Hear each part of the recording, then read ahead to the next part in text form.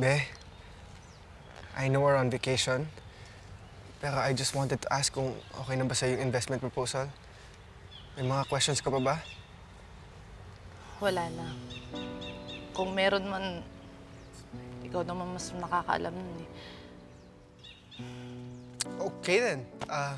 Kung wala ka nang gustong itanong, mabuti pa, pumirma ka na para we can get this out of the way and then we can enjoy our vacation.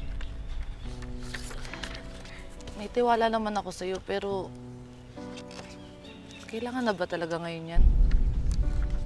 Baka sana maasikaso na ng lawyers natin pag-uwi natin. Here.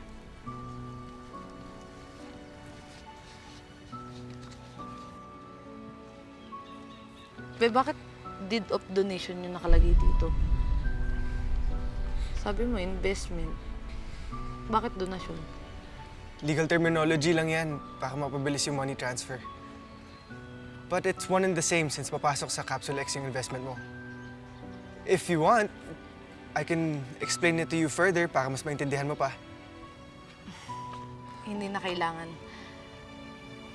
May tiwala naman ako sa'yo eh. Kaya, I'll take your word for it. Oh, English yun ah. Anan, ballpen? Dito ba? Sa may pangalan mo. May signal ka? Yeah. Pero 1 bar lang. Pawala-wala pa. Kasi hindi mawala sa isip ko si nanay. Gusto ko na siya makausap. Pwede ko bumayram yung cellphone mo kahit saglit lang. Yeah. Sige, pero pirmahan mo muna yan. Hindi, madali lang naman yung pirma-pirma na yan eh. Saglit lang yan. Promise. Eh, gusto ko kasi makausap talaga si nanay. Gusto ko lang malaman kung okay lang ba yung lagay niya. Sige na. I'm just worried lang kasi pag tinawagan mo siya, baka mas lalo lang siya magalit. I'm sure kapag ready na siya makipag-usap, siya na mismo ang lalapit. Besides, sobrang hina kaya ng signal dito. Hindi, susubukan ko pa rin. Sige na. Here. Thank you. Hey, relax. Tumawag ka na lang ulit mamaya. Maghahanap tayo ng spot na mas malakas yung signal. Hindi kasi ako mapakalibi. Kahit hindi ko maintindihan yung sinasabi niya kanina sa akin, parang may mali eh. Parang yung dating sa akin, parang may problema. Baka may emergency. Or maybe it's nothing. Baka imagination mo lang yun. Iba talaga to. Masyado ka lang nag-aalala kasi galing kayo sa away ng nanay mo. Iba talaga to. Maniwala ka sa akin. Sorry kung nag-effort ka para dito sa vacation natin, pero hindi talaga ako mag-e-enjoy hanggat hindi ko nakikita si nanay, tsaka hanggat hindi ko siya nakakausap. Bi, puntahan na natin si nanay. Sige na. Okay. Okay. Ayaw talaga kita nakikitang ganyan. Talaga? Tara, baka makausap mo na si nanay.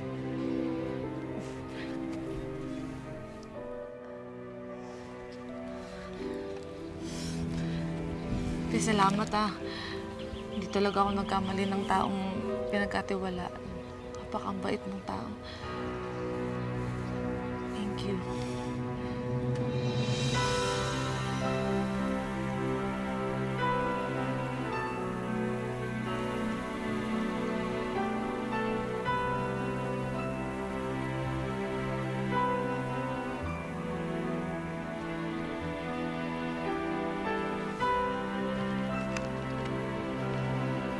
Ballpen.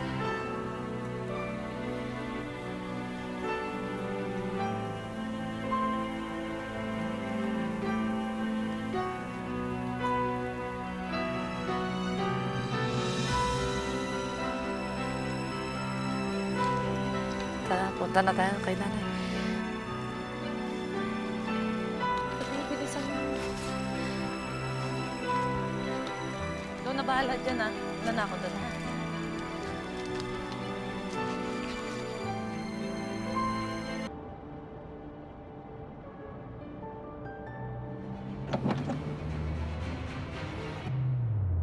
Galaw! Ay! Ay! Ay, tulungan niyo ako!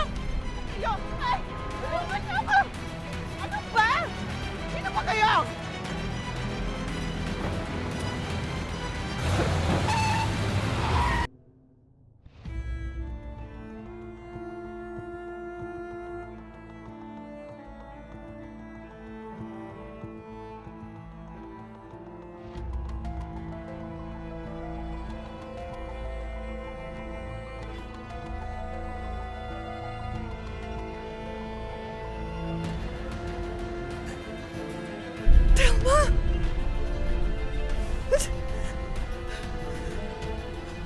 Tulong!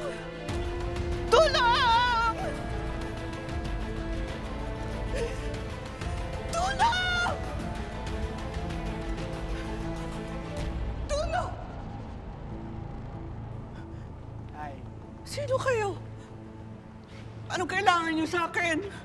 masyado ka na maraming nalalaman tungkol kay Mayor. Kung ayaw masaktan, huwag ka na lumaban. Wala kayong makukuha sa akin. Magsabi ka na kasi kung saan yung tinago ang cellphone ni Telma.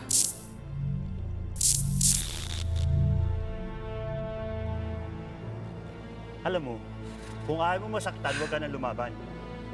Wala! Last chance na eh. Wala kayong mapapala. Pare. Ma'am, hindi pa po natin pwedeng i-consider na missing case ang nanay nyo. Lalo pat wala pang 24 hours magmula nung hindi nyo siya makontak. But sir, anything can happen in an hour. Sir, SOP yun. Hindi po kami pwedeng umaksyon sa ngayon. Sir, wala ba kayong mga nanay? Pag ba nawala yung mga magulang nyo, tutunga nga lang po ba kayo? Sir, gumawa naman po kayo ng paraan, sir. Please. Sir. Kakasabi ko lang ho.